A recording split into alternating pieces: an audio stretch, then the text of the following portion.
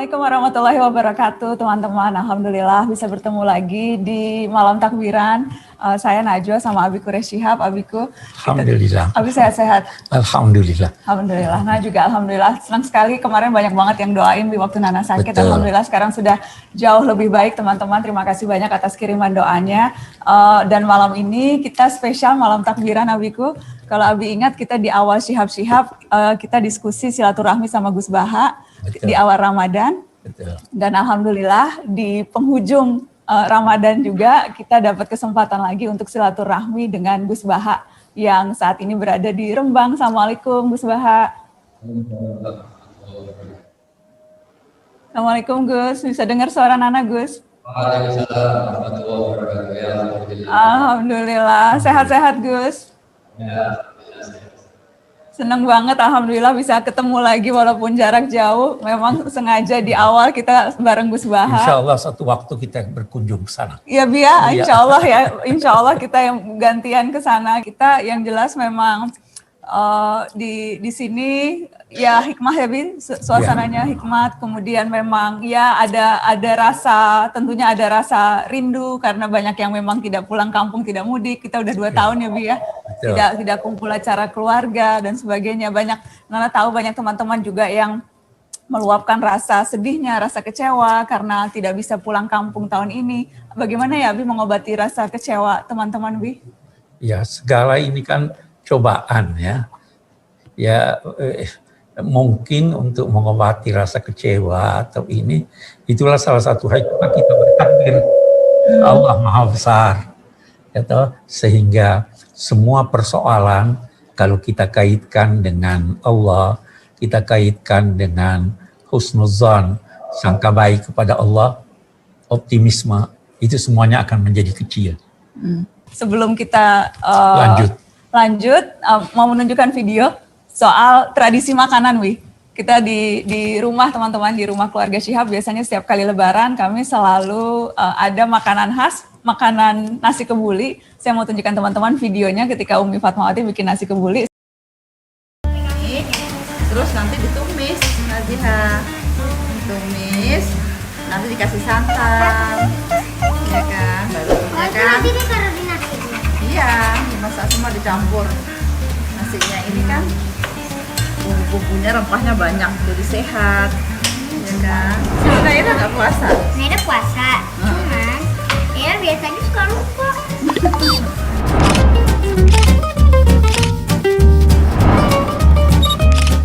Di Instagram Abiku kemarin Nana juga ajak teman-teman untuk memposting makanan apa sih biasanya yang jadi khas kesukaan teman-teman di pada saat lebaran, dan yang mengirimkan foto makanan khas keluarganya banyak sekali. Ini ada sebagian dari cerita mereka. Kita lihat dulu videonya, kumpulan makanan kesukaan keluarga saat lebaran yang berikut ini.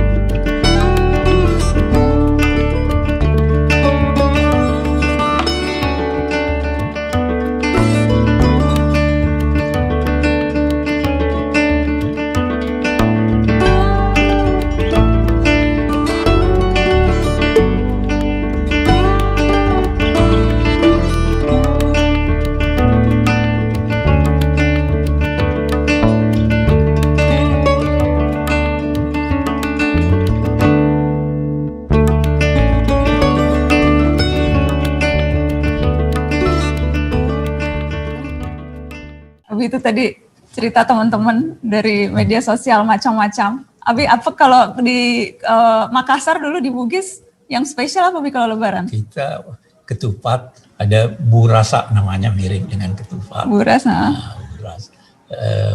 Ada. Tapi makannya pakai coto kan kalau buras? Iya, tapi bisa juga dimakan dengan ayam dimasak berwarna hijau.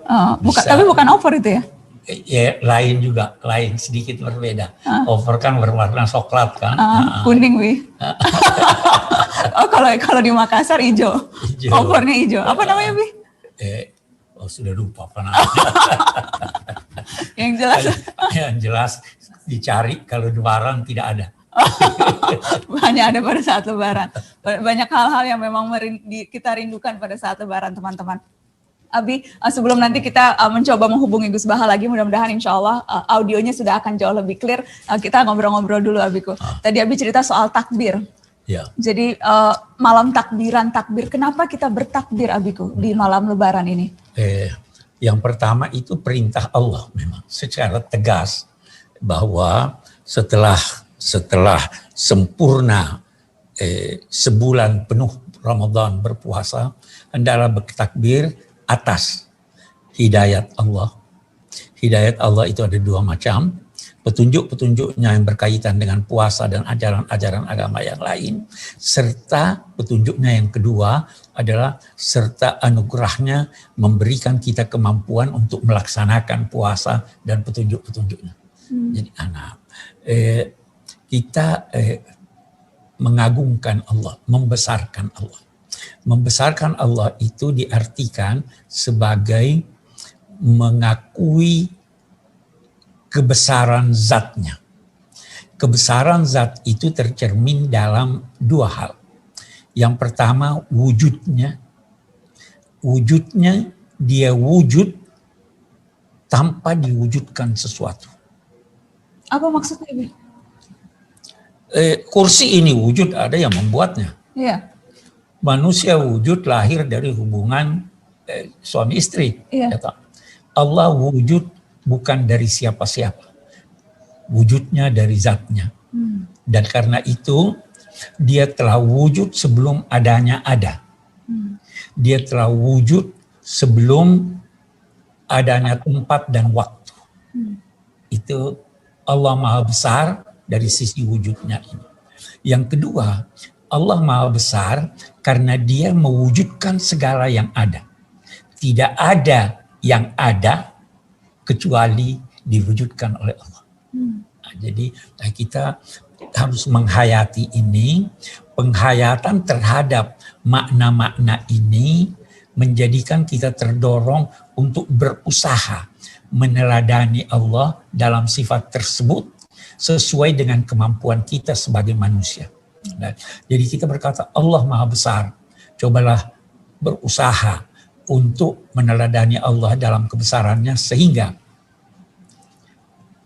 nampakkanlah wujud Anda, kehadiran Anda di pentas bumi ini. Itu satu. Kemudian berusahalah memberi hidup, memberi wujud kepada selainnya. Dengan membantu.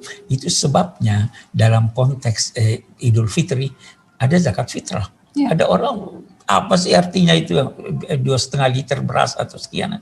Itu lambang kesediaan kita memberi hidup pada yang lain. Nah, jadi takbir kita membesarkan Allah, mengakui keagungannya, mengakui wujudnya tidak dari siapa-siapa tapi dari dirinya sendiri, dan bahwa dia memberi wujud pada yang lain, kita juga berusaha untuk memberikan wujud hidup kepada yang lain. Ada satu lagi yang kita bagus lihat, wujud Allah itu tidak terdiri dari unsur-unsur. Semua menyatu. Itu sebabnya dikatakan qul huwallahu ahad, Allahus samad. Samad itu di samping berarti tumpuan harapan, juga dari segi bahasa berarti sesuatu yang padat, tidak memiliki pori-pori atau rongga. Karena itu Allah tidak makan, karena tidak ada. Ya. Karena itu Allah tidak beranak, karena tidak ada. Ya, nah, kita dalam konteks meneladani itu, kita berusaha menyatukan dalam diri kita potensi-potensi dan daya-daya kita. Sehingga tidak terjadi pemisahan antara daya kalbu dan daya fikir. Tidak terjadi pemisahan antara daya fikir, daya kalbu dengan daya fisik. Tidak terjadi, jadi terintegritas semuanya. Jadi itu sebenarnya makna-makna yang dalam yang hendaknya kita fahami ketika kita bertakbir. Bertakbir bukan sekedar Allahu Akbar, Allah Maha Besar. Tidak. Hayati maknanya, upayakan untuk mewujudkan itu. Dan dengan demikian, seorang yang berupaya menghimpun dalam satu kesatuan daya-daya yang dimilikinya, dia akan hidup lebih lama dari usianya. Lebih lama dari usianya. Di usianya, ya. Kita anggaplah sekian banyak. Katakanlah Bung Karno sudah lama mati, tapi dia masih hidup. Iya. Ya. Buya Hamka sudah lama wafat, dia masih hidup. Itu orang-orang yang memperpanjang usianya dari segi keberkatan wujudnya. Nah, kita juga dapat dengan demikian memperdalam usia kita. Kita dapat mempertinggi usia kita. Kita dapat memperlebar usia kita. Itu sebenarnya yang diinginkan dari kita bertakbir. Bukan sekedar, ya tidak salah lah orang yang mengucapkan ucapan takbir, tapi jangan sampai takbir itu kita tidak fahami, kita tidak hayati, apalagi jangan sampai dia menimbulkan pelecehan orang lain terhadap takbir. Iya, karena kemudian sekarang ada kesan menggampangkan takbir begitu. Kemudian bahkan yang disesalkan ada terkesan bahkan dalam tanda kutip seolah-olah memperolok-olok dengan kata takbir dan sebagainya begitu. Itu sesuatu yang harus. Itu namanya dia sudah tidak mensucikan Allah. Ya, padahal nama Allah itu ketika disebut harus disucikan sampai-sampai. Jangan menyebut namanya di tempat-tempat yang tidak wajar. Jangan menyebut namanya di WC. Ya kan? Karena kita ingin mensucikan dan membesarkan nama ini. Abiku, ini ada banyak sekali pertanyaan yang masuk karena sebelum kita live streaming malam ini, Nana memang juga sempat pasang di media sosial jika ada yang mau bertanya ke Abi dan ke Gus Baha. Nana dicek dulu apakah sambungan dengan Gus Baha sudah bagus ya teman-teman? Belum? Oke, sambil kita nanti coba cek terus. Abi, jadi ini ada pertanyaan yang Nana akan coba bacakan. Dari Muhammad Asrun Najabi, di satu sisi kita bersedih karena Ramadan akan segera berlalu. Di sisi lain kita diminta untuk bertakbir dan penuh rasa syukur setelah menuntaskan puasa Ramadan dan menyambut Hari Raya Idul Fitri. Bagaimana kemudian menyeimbangkan ini antara syukur dan rasa sedih dan sebagainya? Itu yang pertama, rasa gembira hendaknya dapat menutupi rasa sedih. Kenapa demikian? Karena kita disuruh bersangka baik pada Allah. Sedih itu karena khawatir jangan sampai tidak ketemu lagi dengan Ramadan yang akan datang. Bersangka baiklah pada Allah. Nah, kemudian kita juga disuruh bersyukur. Bersyukur itu salah satu maknanya menerima yang sedikit dan menganggap banyak. Kita alhamdulillah sudah dapat hidup sampai sekarang, saya syukuri ini. Itu insya Allah dengan kesyukuran itu kesedihan akan ini. Karena memang hari raya itu adalah hari raya gembira, bukan hari raya sedih. Sampai-sampai gembirakanlah orang-orang miskin, jangan sampai dia minta hari ini. Tidak boleh minta. Jangan minta. Kita kasih dia, sebelum mereka minta. Kita beri dia sebelum mereka minta. Itu karena itu orang lantas pilih Ramadan mengeluarkan zakat, mengeluarkan sedekah, dan agama mewajibkan siapapun yang mendapatkan akhir dari Ramadan dan awal dari Syawal, dia sudah wajib berzakat fitrah. Kalau bayi, orang tuanya wajib mendapat. Karena dia telah mendapatkan akhir Ramadan. Jadi kalau orang sekarang katakanlah kalau kita buka jam 6, seorang lahir jam 5.59 sampai dia wafat jam 6 1 menit, itu namanya dia sudah dapat akhir Ramadan dan awal Syawal. Karenanya dia wajib untuk berzakat. Tidak wajib. Oke.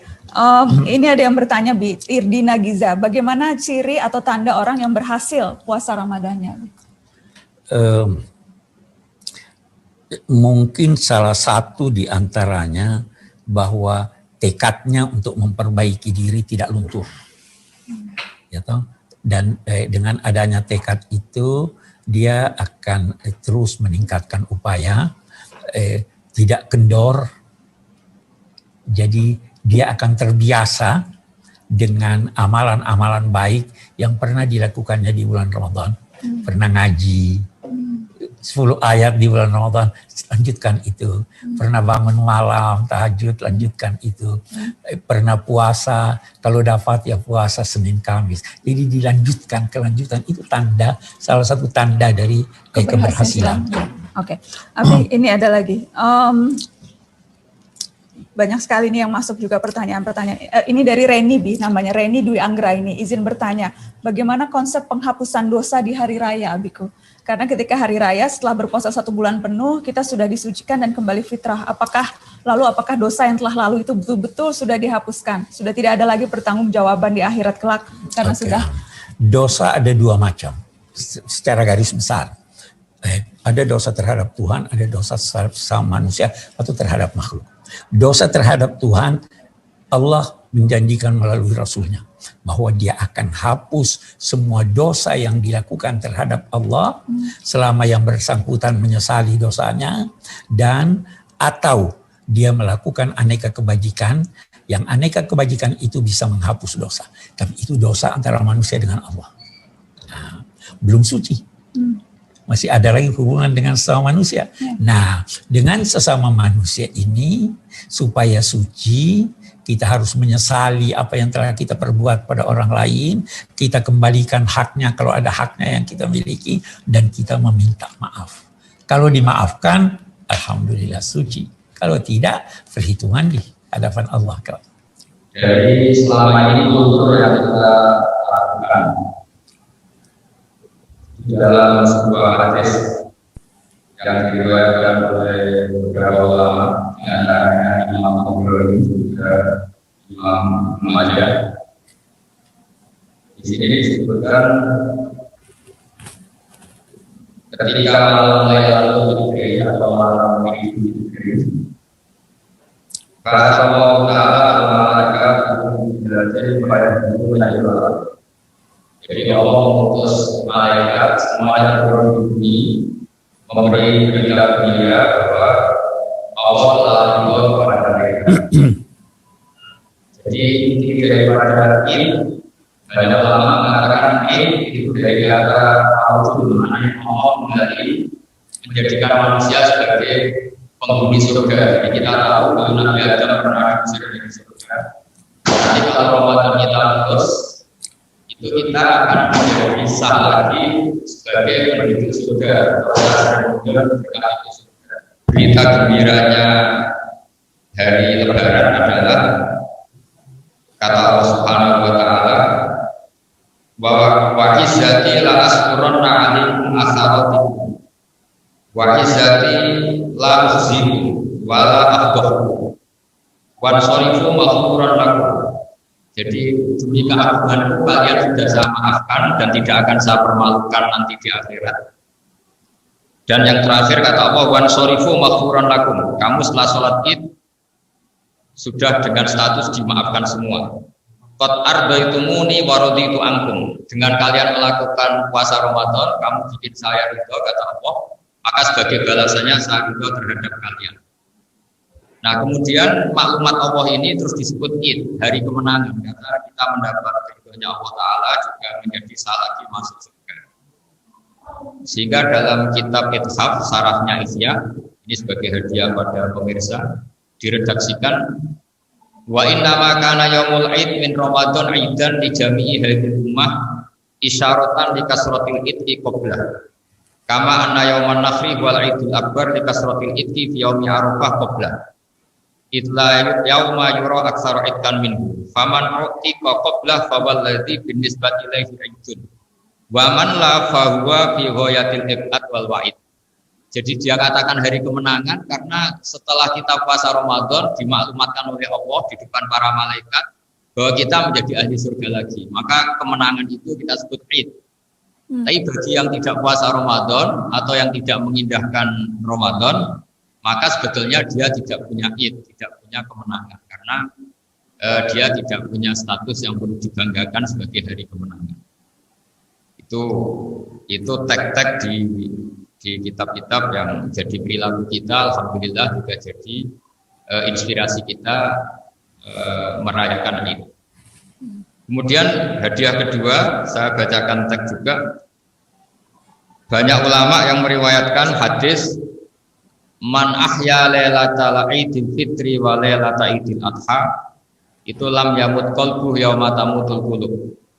Orang yang bertakbir di malam Id, maka sebagai pahalanya atau sebagai ganjarannya hatinya tidak akan mati di saat hati-hati yang lain mati. Hanya kita insya Allah dijamin punya hati yang hidup, yang peka, yang rahmatan lil alamin, punya hati yang empati sebagai hati yang hidup menerima kebenaran. Itu barokah.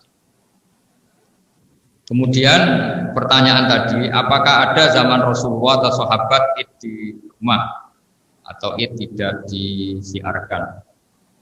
Tentu kalau masalah tarikh, masalah sejarah karena dulu tidak mengalami pandemi atau hal-hal yang luar biasa, maka memang Id itu dirayakan di jalan, di tempat-tempat publik, di tempat-tempat umum. Tapi saya yakin dalam filosofi hukum Islam ada kaidah la dharara wa la dirar. Jika sekiranya kita yakin kalau berkerumun itu punya potensi buruk di orang lain, maka di antara ajaran Islam adalah sebaiknya kita semua menjaga itu. Jadi saya mohon semuanya bisa maklumi keadaan ini karena sejatinya Id benar-benar hari kemenangan adalah hari di mana Allah memaklumatkan, disaksikan dan dipersaksikan para malaikat, kita diampuni lagi dan kita dinobatkan lagi sebagai penduduk surga, sebagaimana dulu memang kita ahli surga karena Nabi Adam diciptakan di surga. Jadi itu bentuk hadiah saya, jadi supaya kita tahu bahwa Lailatul Qadar sendiri itu mirip atau banyak ulama menghitung sama dengan 83 tahun 4 bulan. Jadi kalau mendapatkan Lailatul Qadar itu sama dengan ibadah senilai 83 tahun 4 bulan. Lalu filosofinya gimana? Filosofinya itu sebetulnya dulu itu masalah pengganti ya. Jadi orang-orang dulu itu kan umurnya panjang-panjang sampai ratusan tahun, bukan ada yang ribuan. Kemudian Rasulullah itu merasa umat saya ini meskipun soleh kan durasi amalnya tidak panjang karena umurnya pendek-pendek. Nah, sebagai pengganti dikasih Lailatul Qadar yang satu malam sudah senilai 83 tahun 4 bulan. Jika kalau kita sering dapat Lailatul Qadar artinya kita bisa melangkahi amalnya orang-orang dulu yang umurnya bisa 500 tahun, 600 tahun. Itu rata-rata mufassir ahli tafsir menjelaskan hikmah dari Lailatul Qadar adalah umat ini dipadatkan tadi seperti cerita Bapak Quraisy, seperti jasanya Pak Hamka, para pengarang. Jadi meskipun umurnya pendek, tapi dipadatkan sehingga manfaatnya itu berdurasi panjang. Dan manfaatnya juga sampai bergenerasi-generasi. Saya kira demikian. Jadi umat Islam juga harus dilatih. Di antara ibadah tertinggi adalah ridho dengan qada qadar. Jadi kita harus legowo dengan keadaan yang kita alami. Meskipun selalu berikhtiar untuk lebih baik, tapi tetap ibadah utama itu ridho. Ridho itu roti itu belai roba apapun keputusan Allah harus kita terima dengan lapang dada. Sehingga kita jadi umat yang tidak berontak, yang tidak komplain di antara ancaman Allah pada manusia itu malam yardo fi qadai fal yatlub rubban siwa'i wal yakhlit min tahti ardi wa sama'i. Orang yang tidak ridho dengan keputusanku, dengan qada-qadarku, kata Allah, silakan mempertuhankan selain saya, tapi jangan nempat bumiku ya, jangan nempat langitku. Jadi orang harus berlatih dengan qada-qadar, berlatih ridho.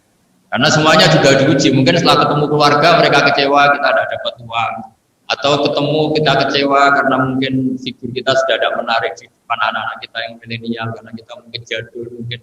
Jadi artinya di ketemu juga tidak ada jaminan lebih baik.